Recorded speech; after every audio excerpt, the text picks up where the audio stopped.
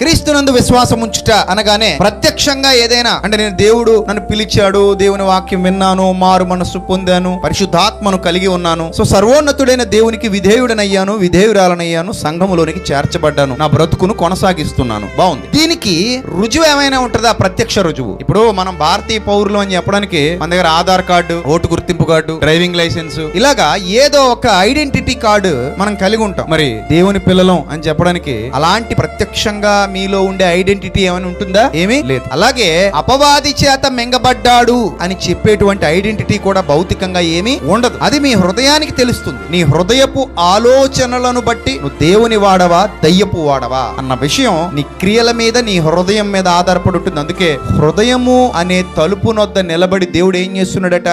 తట్టుచున్నాడట. అంటే ఎప్పుడైతే మానవుడు తన హృదయాన్ని దేవుడికి ఇస్తాడో, హృదయాధిపతిగా దేవుడు ఉంటాడు. ఆ హృదయములో దేవుని వాక్యము నివాసం ఉంటుంది.